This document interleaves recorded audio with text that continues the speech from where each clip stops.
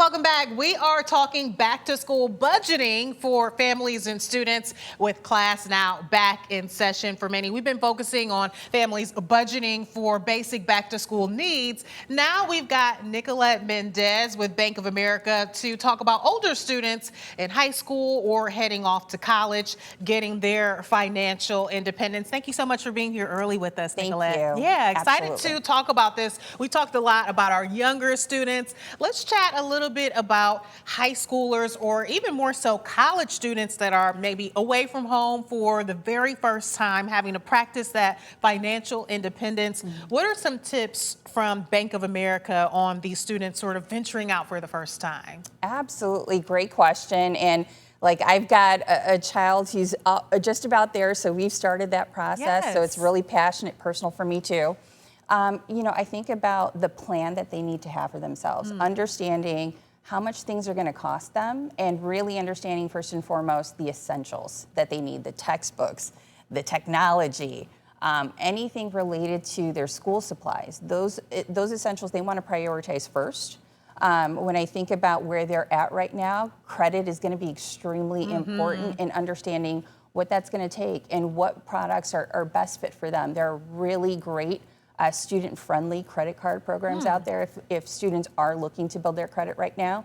And I would absolutely encourage them to do so. When you think about rent or cars and things that are coming up after school, they want to get prepared now. Yeah, absolutely. And I'm glad you pointed that out first, too. Just getting students on the same page in terms of what products actually cost, because many of them are stepping into a world where they're maybe going to see that for the first time, maybe used to mom or dad just pulling out the credit card and paying for things. Now that's going to be a responsibility for them, right? Maybe even managing their food budget for the week. So how would you all suggest that students start to gain those skills and do this responsibly?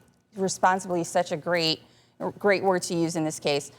So we offer through Bank of America Better Money Habits, but there are a variety of platforms, resources out there that are available that help with savings, that help with budgeting, that provide the spending and tracking tools. It's great to know what you're spending, but be able to track to make sure that you're sticking to your plan is extremely important. So first and foremost, recommending Better Money Habits as a resource for students looking at what it's going to take. Yeah, I'm also glad that you mentioned some of those earlier options for credit cards. It's not necessarily the same credit cards that we use as adults, but it's nice that there are options for younger people. I always tell people now that my parents just told me, just stay away from credit cards. Just stay away from them. And that didn't necessarily prepare me for when it was time to get those credit cards and start to build my credit. So what's the advice that we're giving today?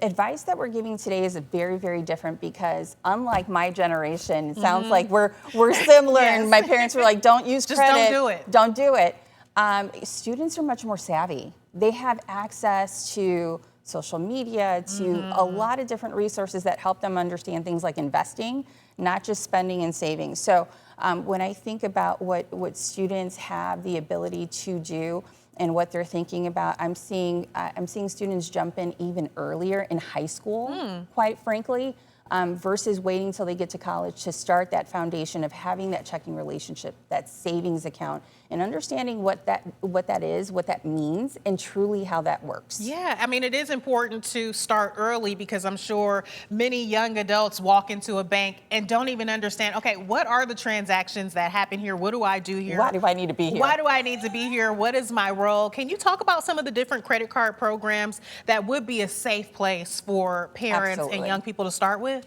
So I encourage every parent earlier than when their child turns 18 and are credit worthy or able to establish credit to really look at the different options that are available, whether it's setting up an authorized user on their credit card to help establish credit. There's so many tips, but student credit cards in particular, they're very specific. I encourage every parent, every child to get a consultative experience understanding what credit card is going to be best suited for them.